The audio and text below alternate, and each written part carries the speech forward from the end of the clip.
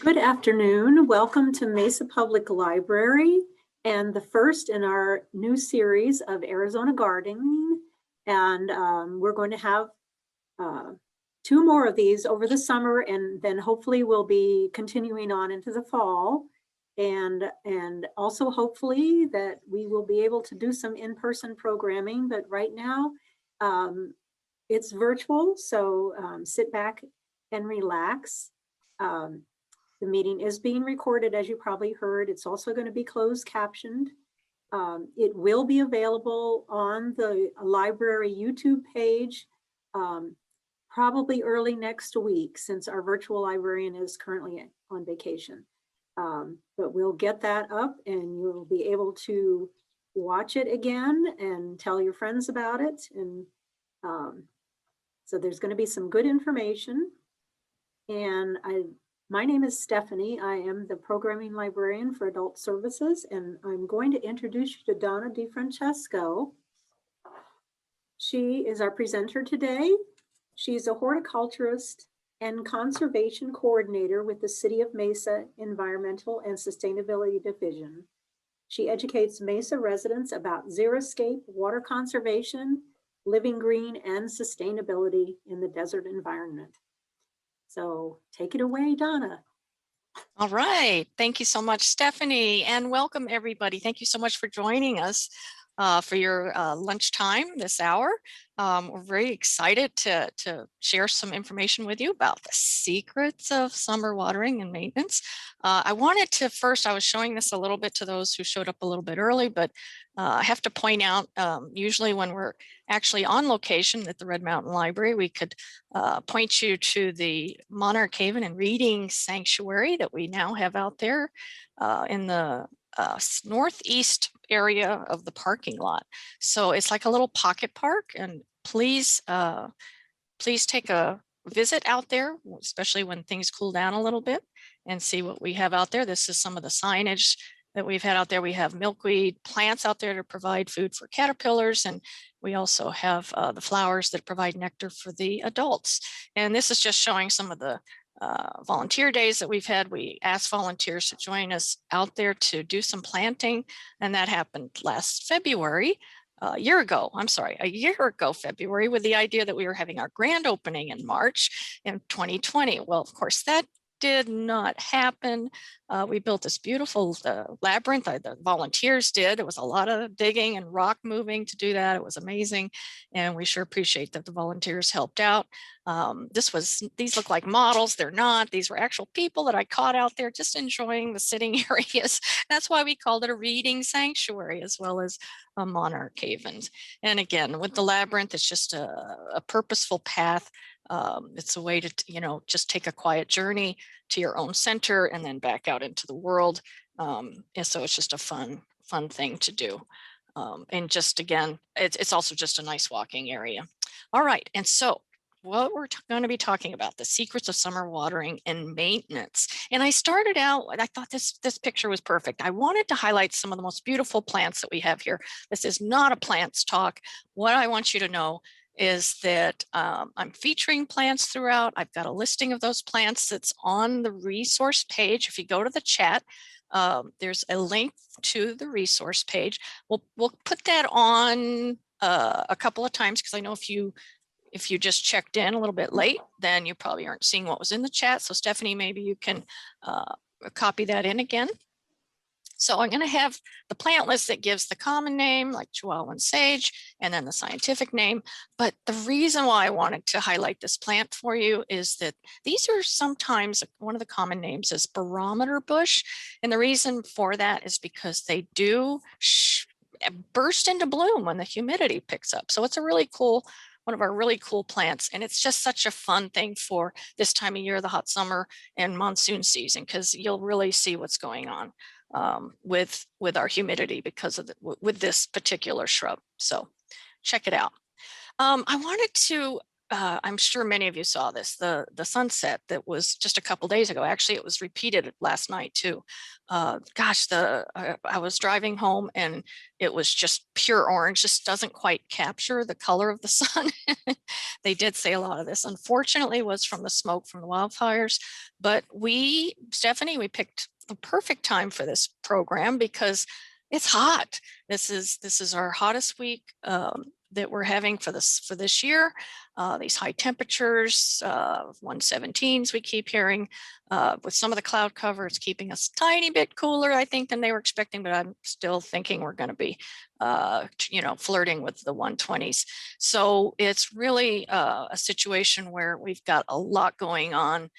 The other thing that, we have to remember about our climate here is we have little rainfall. Sure been having that a lot lately, haven't we? Typically we have about 8 inches of rainfall a year. Low humidity, up until this past week, we've been seeing, humidity below 10%. And so that also very much impacts our plants and their water needs and things like that. We have high heat, and we know that, and those high temperatures and just that sun that beats down. But keep in mind that we get cold, and I'm going to talk about that in a minute, but we get freezing temperatures too. So that's where we really have those extremes here. High winds, of course, can also dry out our plants. And then manipulated landscapes. When I talk about that, I mean that these aren't just natural plants that are growing out. And, sometimes up in the desert uplands, you might have just native plants that are out there. But the manipulated landscapes are the things where we've, started out with a bare palette typically, and we're installing plants. And because of that, we're putting them on these life supports of the irrigation and so forth. So that's kind of how we're going to talk about some of this. I wanted to mention just what is going on with rainfall. 2020, what a year, huh? We had some really high temperatures, which I'm going to show you in a minute, but the rainfall for the year was 4.7 inches. And again, very localized, so it might have been a little different where you are, but again, almost half of our typical rainfall. So it was seriously a dry year.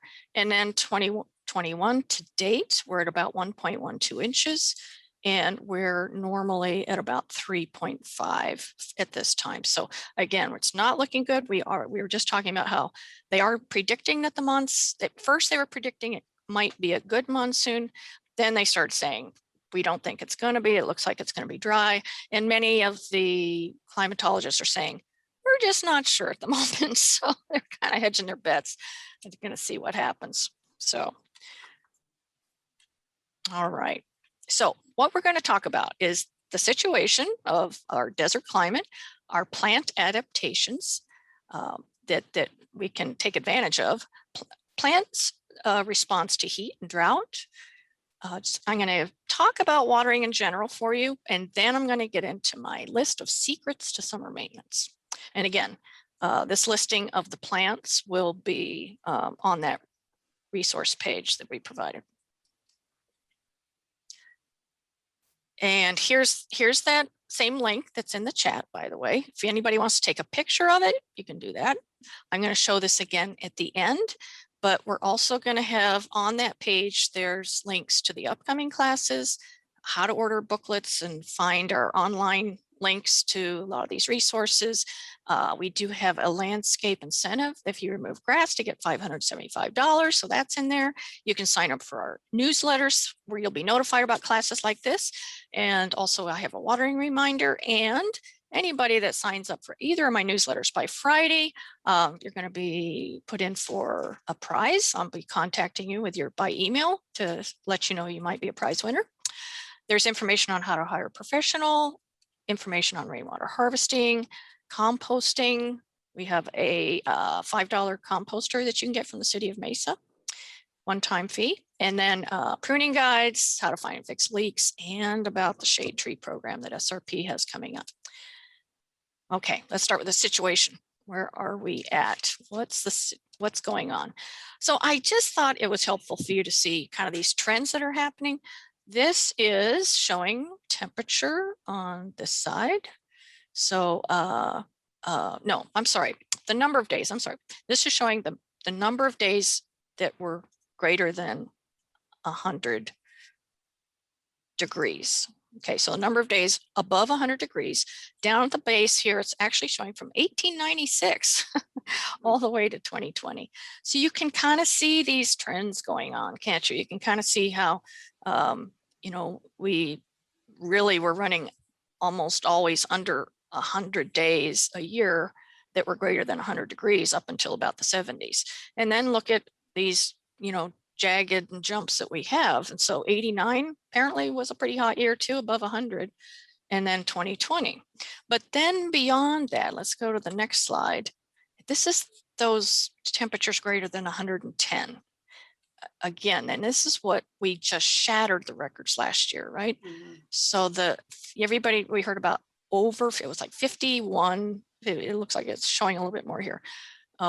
Over 50 days last year, over 110. That was rough. And you can even see that if we go back to that other slide where I showed 89.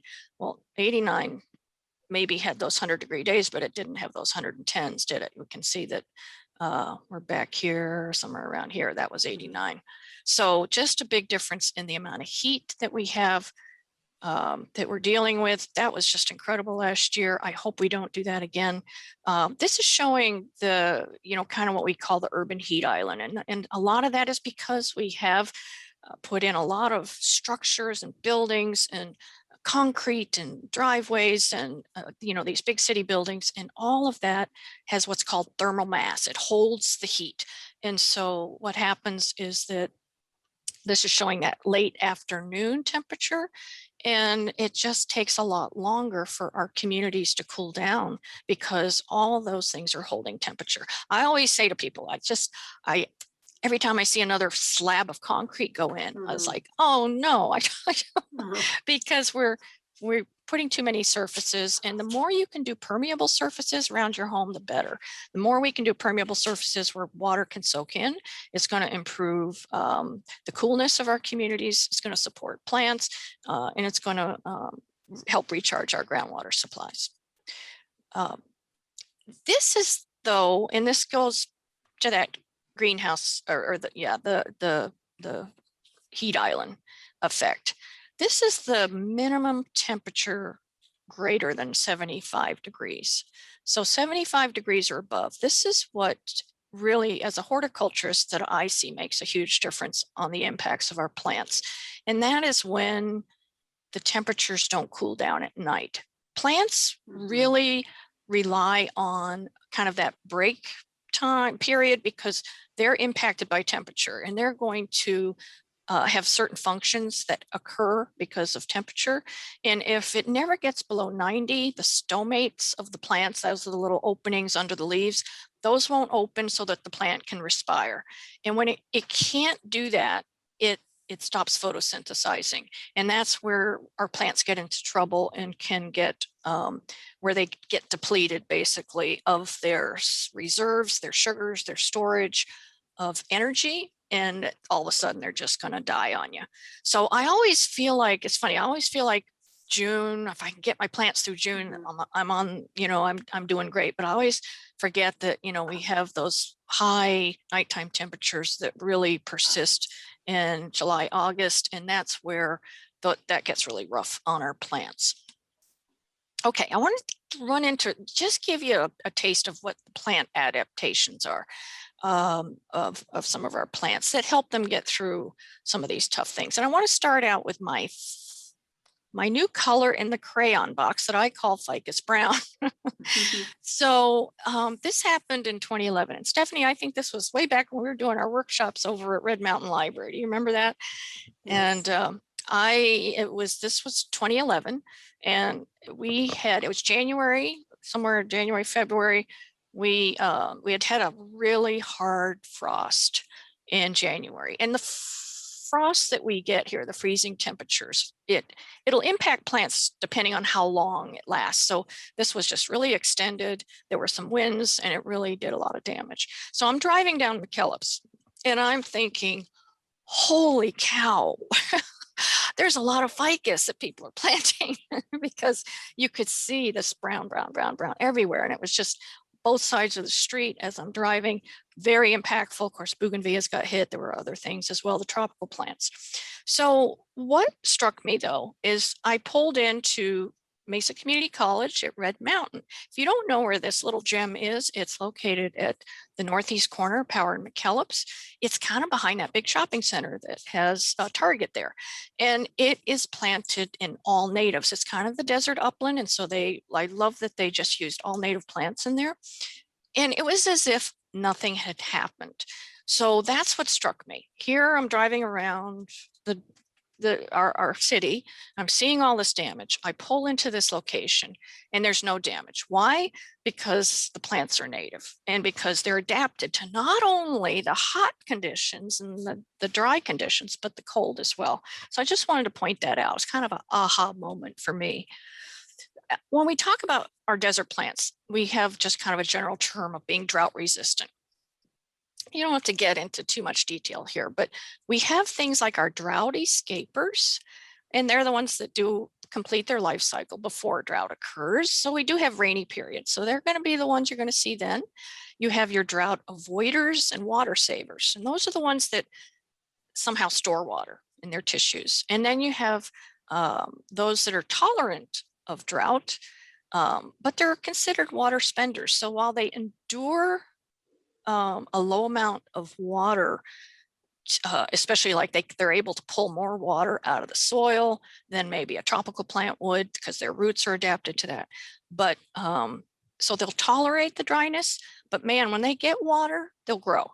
They'll take it in and they'll grow. And that's something that can actually make your plants grow faster. When we put them in a landscape and we overwater them, they just grow real fast. So we're going to play a game. How do those plants survive? So now that you've been schooled on our drought, what are wildflowers? There are drought evaders, right? So they germinate only when it's a good year. And that's why sometimes there'll be these beautiful displays of wildflowers on the mountains, and sometimes there's not. And it's that fall rainy period that gets them germinated typically that you'll see a good year. So the wildflowers only grow during the rainy, wet periods that we typically have here. And then they go to seed, they're annuals. They sow their seeds. Those little seeds are still living little things. They just, maybe get into like one of these cracks here or something. They hide from the birds, they hide from the ants. And then when it rains again, they're going to be able to germinate.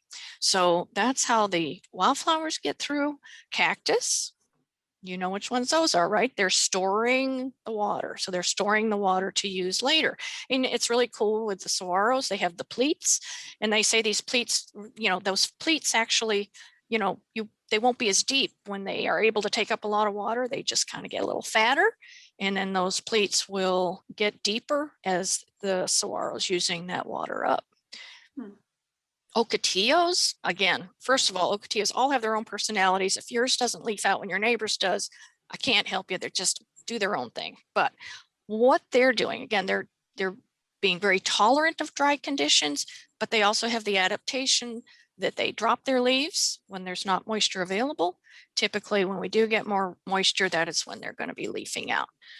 So again, you can see them leaf out multiple times a year.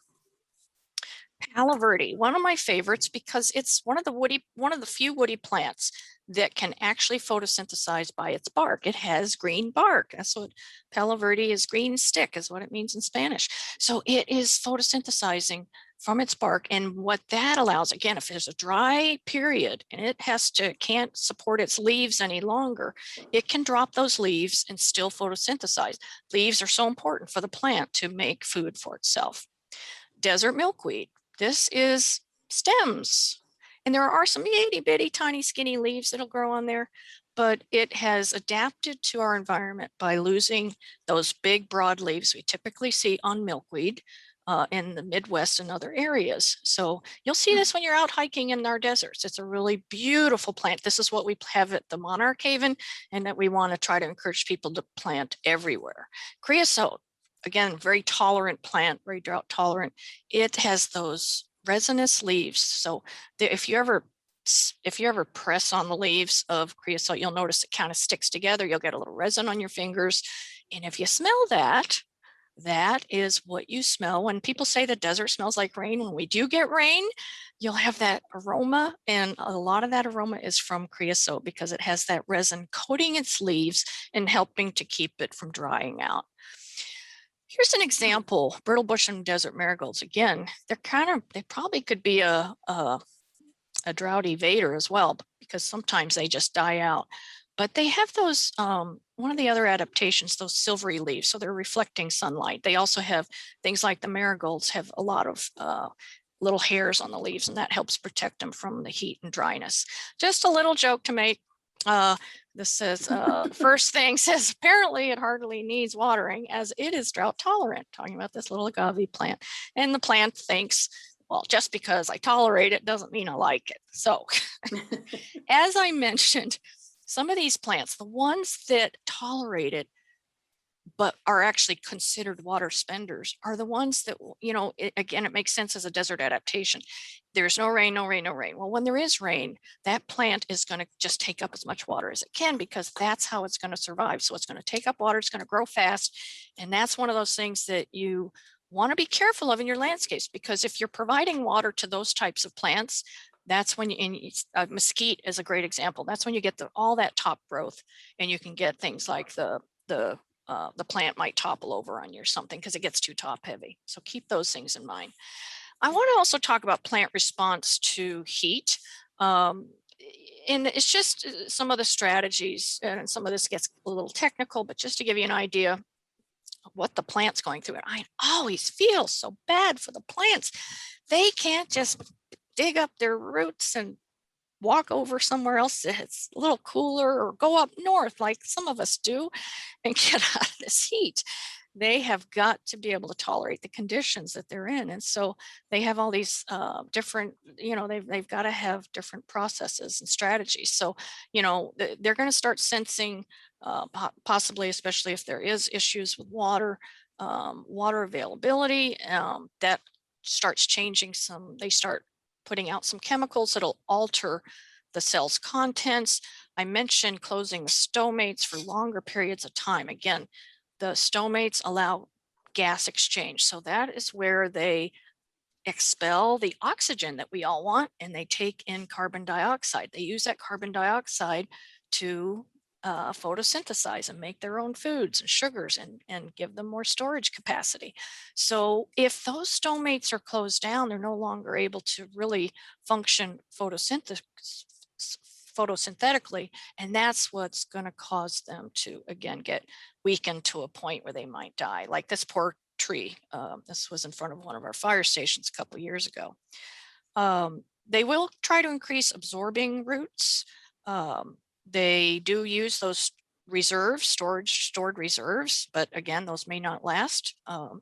They do eventually close off or close down any root activities, and then they start to do branch or root senescence, and that just means they're going to start some dieback. And then the abscission layer, that just means that's where it's connected to the plant, and there's that layer starts to occur so that it's starting to drop branches, leaves, and that kind of thing. So that's what, and these just show you some of the things. Of course, visible symptoms, we'd see leaf wilt that can occur. There's temporary wilting, which we like. We prefer to see, where we can get some water to it perhaps and get it back up. And then there's permanent wilting. But I also want to talk about temporary wilting, because you'll see that with some of our plants, where no matter how much water they have, they cannot take up enough moisture. And that's especially true when we have the lower humidity levels. That's why you'll kind of see your plants perk up when the humidity picks up.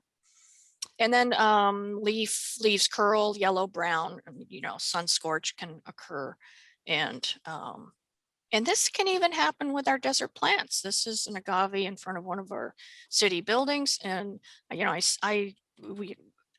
this particular agave does prefer to have a little bit of shade, and this was just out in full exposure. It did okay in the cooler months, but as soon as summer hit, it just couldn't handle that much sun. So this again could be due to a lack of moisture, but this can also be just due to the plant not being able to handle that kind of sun exposure that we get here.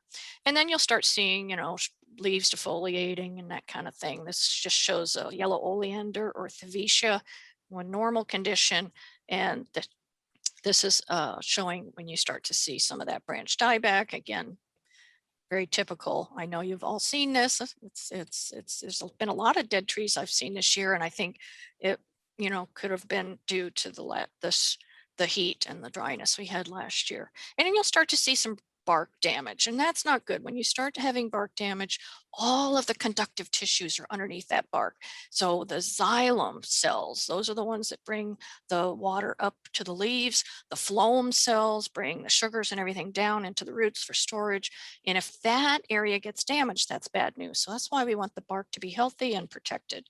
And then you'll start seeing things like this. This is when, you know, when it gets so stressed, of course, disease and bugs move in. The bugs and stuff aren't typically the ones that are going to cause your problems. It's the fact that the plant is stressed that you start seeing those other things move in. You can see that some of this wood, even this heartwood, is even being eaten out by borers, wood borers. And this is a telltale sign. It's these oval exit holes. So it's an oval hole that you'll see in a tree that is a flat-headed wood borer that has been feeding on it. So again, they're just taking advantage of a situation. So your plants are going to be at increased risk for heat and drought, of course, if they're newly transplanted. So just keep those things in mind. If they're located in a difficult situation like compacted soils, if they have poor root systems for one reason or another, maybe they had a circling roots when they came from the nursery and that's never grown out of it. Sometimes you get mechanical damage from construction or those types of things. And just a little joke here, and sorry to make a joke about this poor bicentennial moon tree, but maybe it's just too much pressure to perform. So this was, somebody sent me this picture, and it was a sycamore, I know, that was planted on May 6th of 1975 from seed carried to the moon by astronaut Stuart Roosa on Apollo 14 in February 1971. But you know, what a beautiful little monument they did. And of course, you know, it's sad that the tree didn't make it. All right, general watering. I want to go through this quickly again. I could spend hours, right, Stephanie? You know, we've done this before on watering, but we don't have time today. So I want to give you some basics. First to say that there is a science and an art to watering. So we do go by the science that we have from University of Arizona. They know basically what the plant water needs are. They've studied that like crazy. We know, like for turf grass, just how much it needs. We know we kind of extrapolate for the desert plant material, knowing just that it's a lot more drought tolerant, right? And then, but there's always an art to it because there's so much to watering. There is, you know, what kind of plants you have, what kind of irrigation you have, what kind of soil, and how healthy your soil is. All those things kind of come into play. When I first started trying to write about how to water and put it into words on paper, my working copy was called 357 Easy Steps to Landscape Watering. So that was just because I thought, gosh, there is so much to it. But we wanted to simplify, of course. We knew that we had to keep it simple. We reduced it to 3 steps. Know how much water your plants need, number 1. So like if it's a desert plant, is it a flower? Is it a tree? Is it a citrus tree? So we kind of got to know how much water we need to give to those plants each time we water. We need to know how much water each part of our watering system applies. So do you have sprinklers for your grass? Well, then we need to know how much that's putting out, and that'll be different depending on your water pressure and your sprinkler nozzles and all that. Or is it a bubbler system for your citrus, or is it drip system? So we need to know that. And then we match the output to the plant's needs. And so, for example, if we have a drip system and it's putting 1 gallon per hour on your shrub, and I have a little chart, and I'm going to show you the book and everything in a second, but I've estimated for you about how much water it needs. It needs about 4 gallons, depending on the size of it. Then you know you need to run your drip system for 4 hours. So that's the kind of the simple version. But I wanted to just kind of go through a few other points to make about watering. So first of all, here's the booklet that will give you all the details about watering.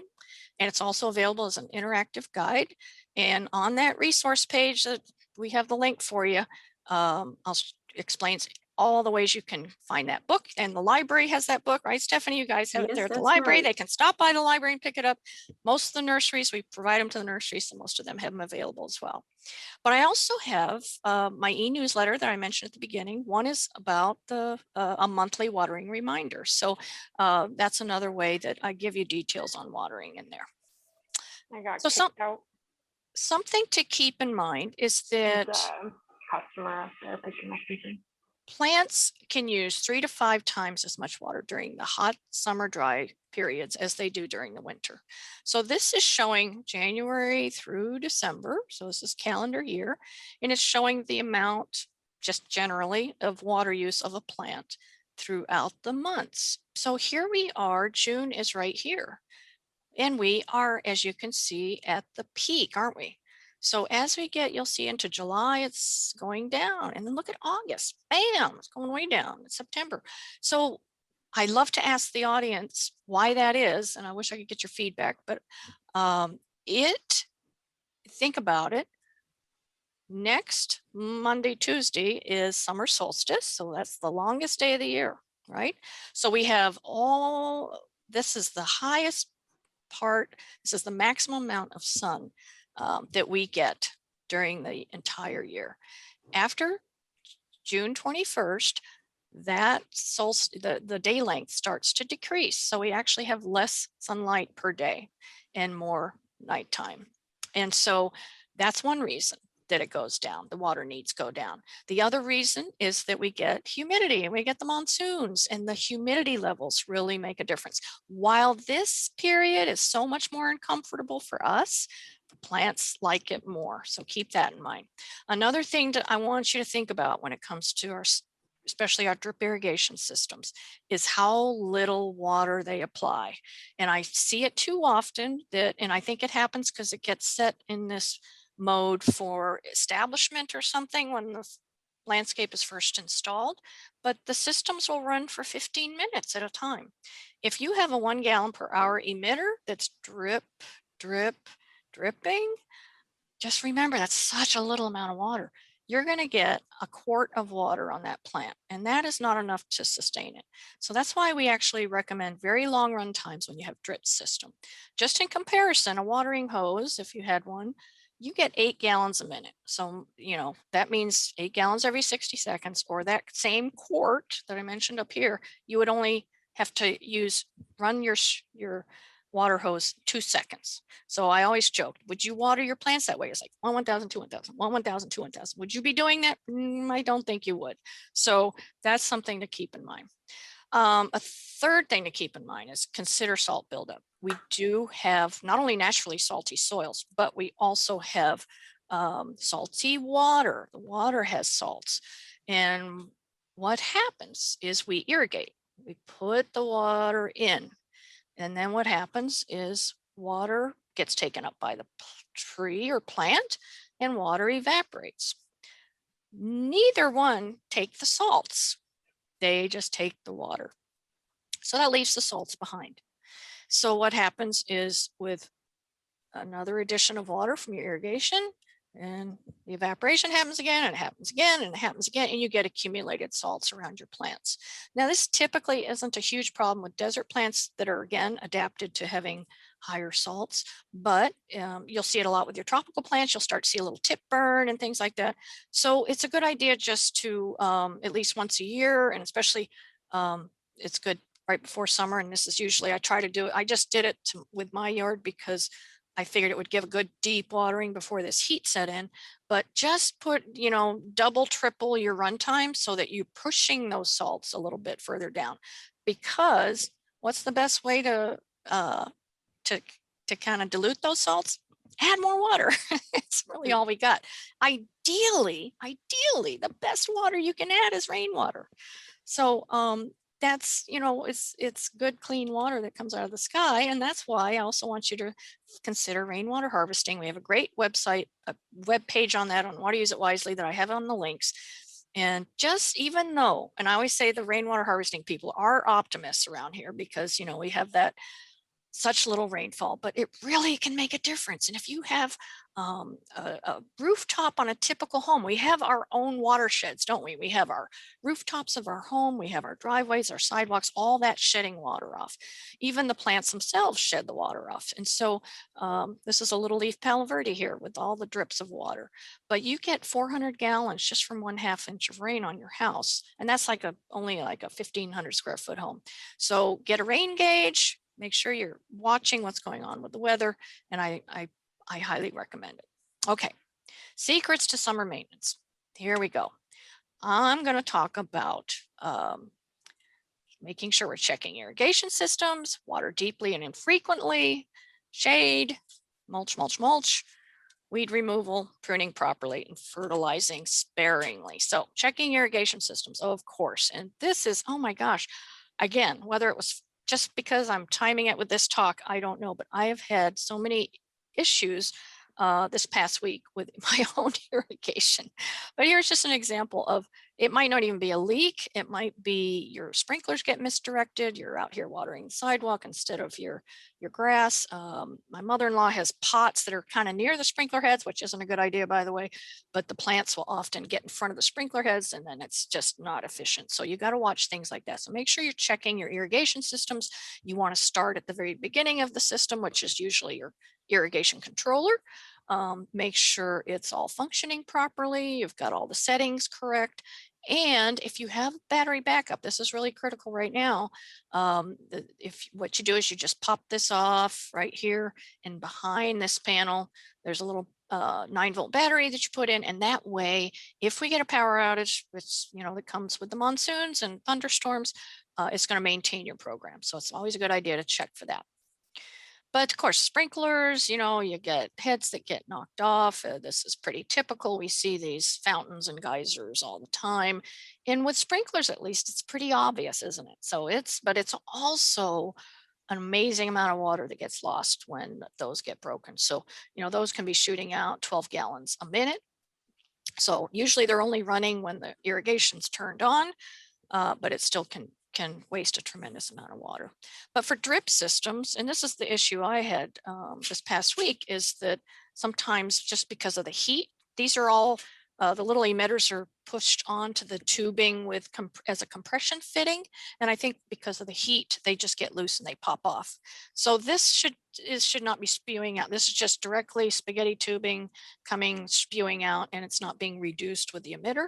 And so that's something that needs to be fixed. Sometimes this happens underground and you're just going to see a wet spot on the ground. So you're going to have to dig that up and see what's going on. And of course, animals, rabbits, or your beautiful pet dog can also cause some irrigation damage. This is sunshine doing some damage there. All right, deeply and infrequently. I talked about watering, but I want to go a little bit more into this whole idea. You probably have heard this, and we always say, you know, yeah, watering's a little bit complicated, but if you don't remember anything else, at least water deeply and infrequently. What I want you to keep in mind, and this again makes your plants more resilient, is that shallow watering, you know, again, plants are going to deal with the conditions that they're given. And so you can shallow water them, but shallow watering is going to keep the roots close to the surface. And that's where the temperatures are hot. And maybe the winds are going to come in and dry the soil just like that on one of these 120-degree days, right? That's going to stress out those roots. So the idea of getting the roots deeper into the ground is what we're after. So it's really going to encourage deep root growth where the soil's cooler and it stays moist longer. We certainly know we're going to get drying up on the surface here. I kind of like this picture because it shows, this is actually a Park of the Canals, beautiful little park that we have here in Mesa. And it's showing you too the pattern that there's about, it looks like 4 emitters around this tree. And by running them long enough, you're seeing that it's really getting good root coverage, aren't you? So I would like to see these out. Obviously, this tree's getting a little bigger. I'd like to see those wetting patterns out a little further now. We want to get them out to the drip line. But the point is that you still are giving it a good deep watering. This can take, especially for trees, like a 6-hour run time, maybe even longer. I know you think I'm crazy, but then what we say the infrequently part is then you let it dry out. That way the roots are encouraged to go deeper. If you keep watering and the surface area is still moist, you know, the roots are probably just going to stay there on the surface because it's easier, right? And so they're not going to necessarily be going as deep. So they're better able to withstand the heat that way. And this kind of just shows, this is in the watering book, you know, everything's, that's why we call it landscape watering by the numbers. It's all about, oh, the depth, the number of feet and depth to water your plants. So maybe for small plant, annual or ground cover, you'd go to about 1 foot deep. For your shrubs, if you can get it 1.5 to 2 feet deep, and for your trees, 2.5 to 3 feet is ideal if you can do that each time you water. Then, like I said, you allow it to dry out in between. Shade's gonna be your friend this time of year, isn't it? It is, oh my goodness. And you know, I hear people complain that desert trees don't give you shade. Well, I've stood in the shade of many a desert tree and so appreciated it. What I love too about many of the desert trees is that they have the little leaves, and so even when those leaves drop, it's not like they just kind of blend in with the granite and everything. And they're not, you know, some big leaf that you feel like you have to rake up or something.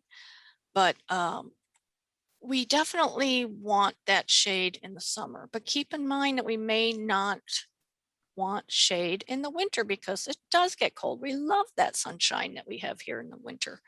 So that's why I like deciduous trees. The other deciduous means they're going to lose their leaves typically in the fall or winter period, and then they'll leaf back out usually in the late spring. So it is something that one of the other things I like about them is they typically aren't, you know, some of the evergreen trees will just drop year round or dropping leaves year round. So you're always cleaning up, at least with a deciduous tree. You're not having to rake things up in between, you know, once it's dropped everything. But it's going to provide relief from the hot summer sun. But the trees can't do everything. So, you know, you can use things like shade cloth or other types of shade structures to help cool things down. And we do that at the city with, you know, we have areas like the bus stops and everything where the sidewalks just too small, too narrow, and there's not enough space to put trees. So we're really looking at alternatives for shade to cool things down for people. And I just wanted another reminder here to tell you about the shade tree program. That's going to be on the resources page. They have 3 classes coming up on that you can take. Again, they're all being offered virtually. And then in the fall, you can pick up 2 free trees. So take advantage of that. It's a great program if you're an SRP customer. This is another example though, and this is in my yard of a shade structure in a way. We built just this, we just did rebar, and we just did a flat, you know, it's just like a one plane. It was almost like a wall that we put in the yard. So it's actually almost a dividing wall. We did it for 2 purposes. One was to give us a little bit of privacy from a window that was looking out the back. And then the other one was to provide shade. So you can do, provide shade in many different ways. This was just one example I wanted to show you. And of course, the trees are wonderful for providing that shade. And I also want to show you again in my garden.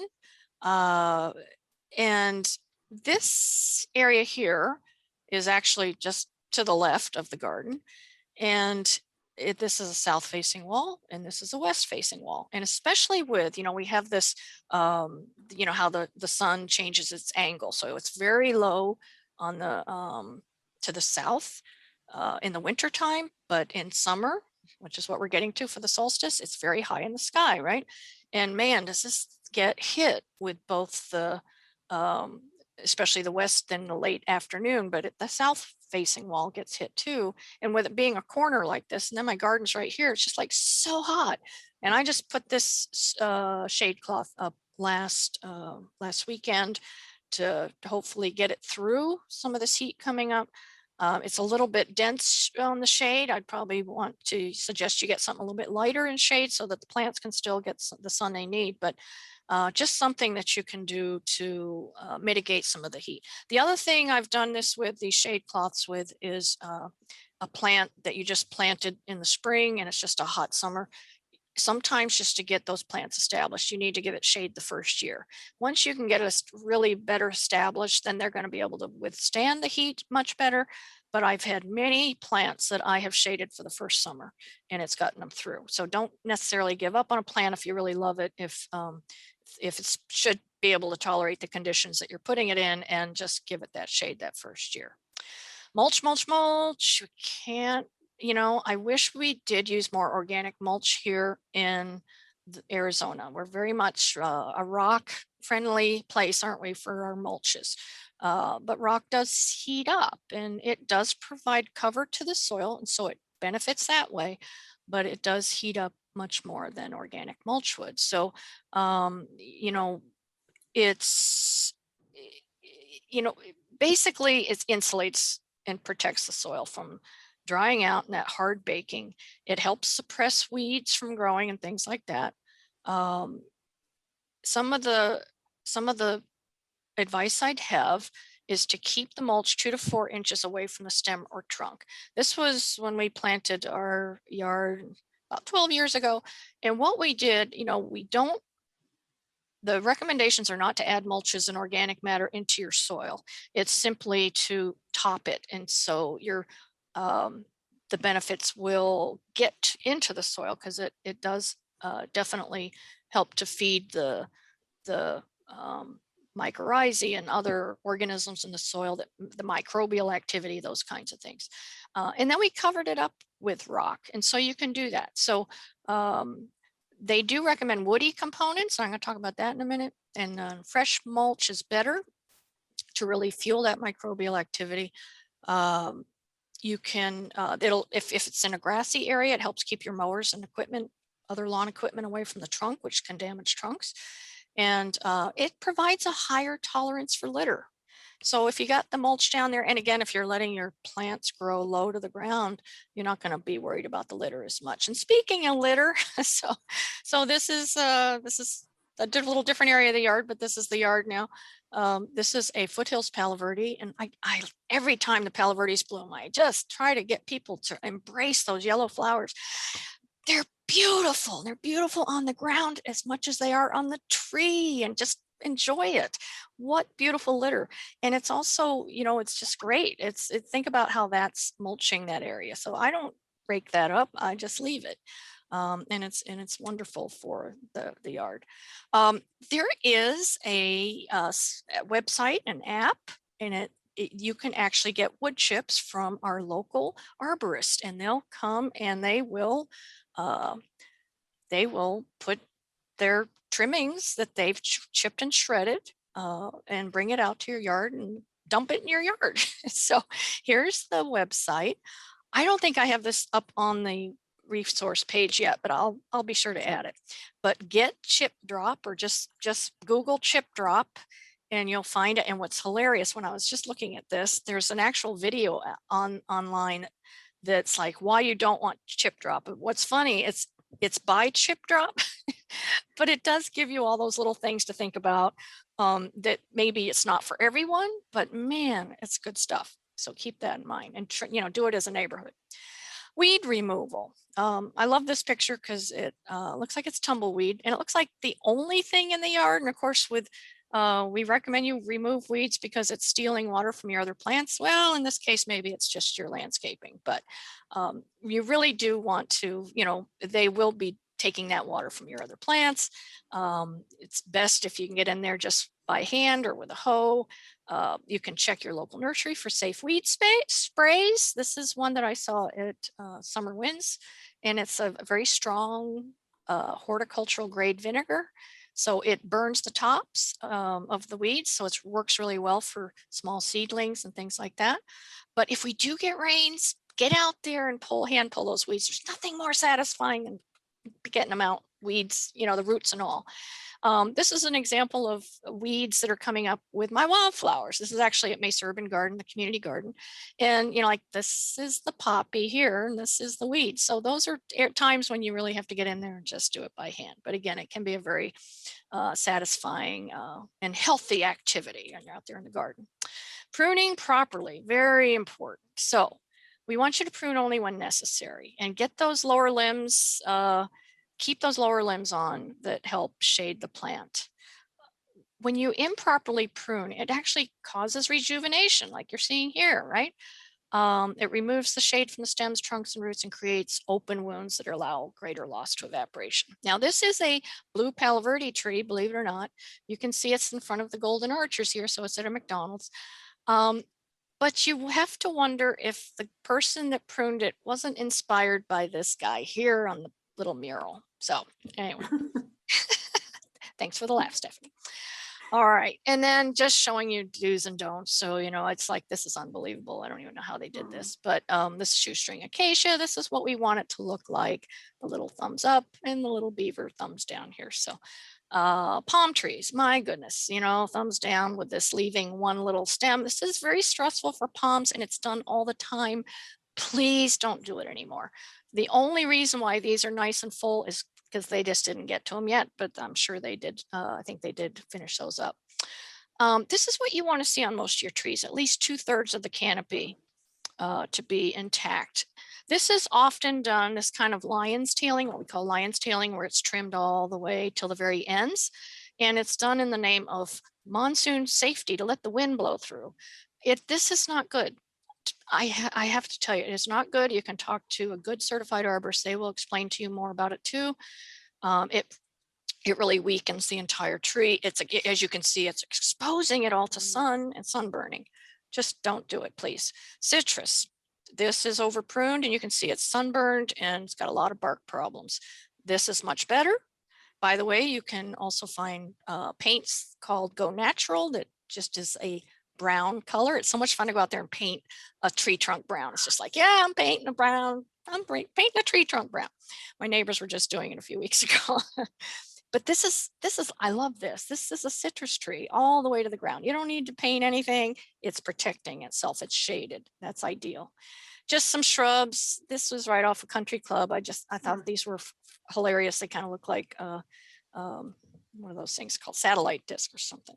But this is just, these are little Chihuahuan sages. It's like, what are we thinking here? And then, you know, they're just going to die. You know, they're stressed out and they die. This is a Chihuahuan sage and it's natural growth. So beautiful. So what we suggest, again, if you cut back on your watering, it's not going to grow so much, and then to periodically cut them way back to the ground. This was in my neighborhood. Beautiful yellow bells. Look at this. This is the entry to the driveway here. And then the house sold, and this is what happened. I was so disappointed. I just thought this was such a beautiful, the way they pruned that shrub. And just for fun, look at the precision here. I mean, that took some work and effort. That's incredible. And this was here in Mesa. I got this, the quail. I'm not even sure what plant that is, but these are sages down in Tucson where I think they did this on purpose. All right. All right, fertilize sparingly. Keep in mind that that fertilizers stimulate growth. It's going to need more water.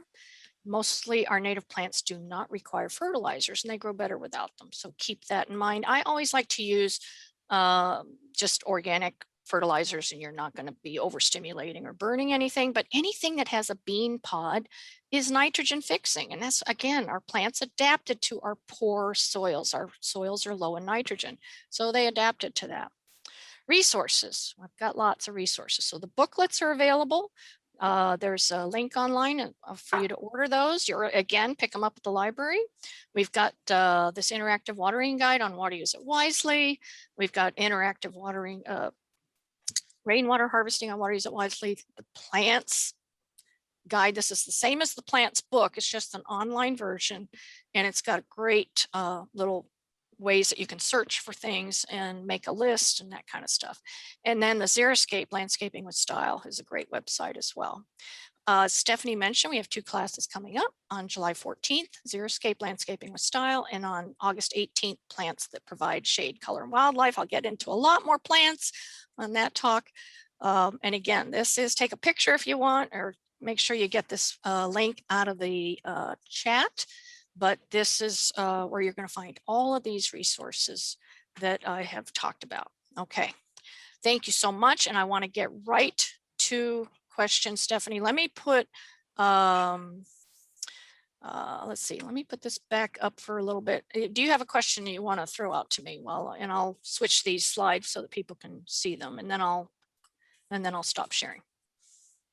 Okay, Donna, there was a question about the organic mulch. Does it attract scorpions? I don't think it's a typical habitat for scorpions. A lot of times what you're going to do is see them more in like river rock areas and things like that. I just think it's a more favorable habitat. Anytime that you're, if anything that does attract insects and stuff like that, then scorpions can move in. But, I just have not seen it be a problem. I think with the bark mulch and everything, it packs up pretty tight, and it's really not that attractive. Birds will dig through it to find stuff that they can eat out of there. So it really is not any big problem that I've ever seen. What else you got? Let me see. Okay, Melissa had a question about water needs. Do they go up in the summer heat because of evaporation? Good question. And it's actually both. So the plants are water gets used up by either being taken up by the plant or through just evaporation from the soil surface. And so, yes, the heat is going to cause that greater evaporation off the soil, but it's also going to, those plants are going to try to be using as much water as they can to cool themselves down through evaporating through their leaves and that kind of stuff. So yeah, you'll see it for both reasons, that they use a great deal more water in the summer, along with the fact that they're more active because the sun is out longer, so there's more activity as well. Yeah, good question. Okay, there's a question about caring for plants in pot during the summer. In pots, sorry. In pots, yeah. Pots, yeah. Ooh, pots are, a couple things is sometimes it's just best to move the pots. I have some areas, again, with that sun shifting, that all of a sudden it's getting so much sun, and it's just getting, the plants start getting a little bit sunburned, or they'll get that kind of bleached out look, and they're just getting too much sun. Keep in mind that anything in a pot, the soil heats up a lot more than in the ground, and so it's really going to be impacted even more by the heat. So that's something else, and especially if you've got a pot that the sun's beating right on it, you can be guaranteed that that's just root pruning your roots in there quite a bit, because it's just getting overly heated. So the best bet is to move them if you can.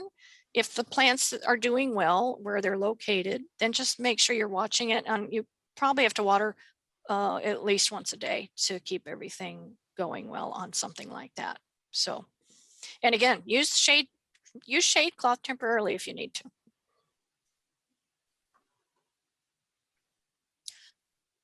I know we did have a question that you sent me, Stephanie, where somebody wanted to know when to prune sun damaged plants.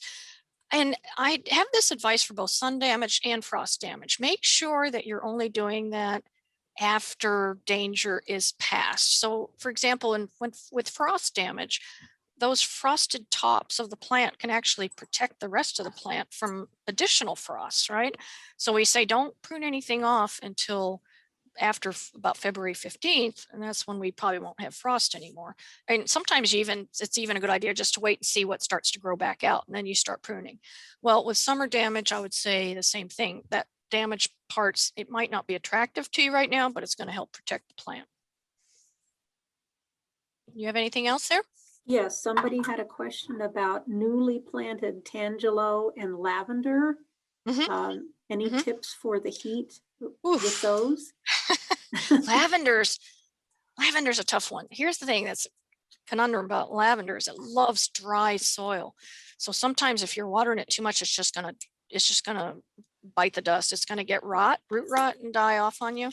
Lavender does really well in the fall and spring. I think summer can be a little tough, so you might put it in a more protected spot or put the shade over it. And then the tangelo, again, those are tropical plants. The tropical plants do love the heat. And so, that's why our bird of paradise and hibiscus are all, just relishing. Palm trees love the heat. They love this. So they're doing really well right now.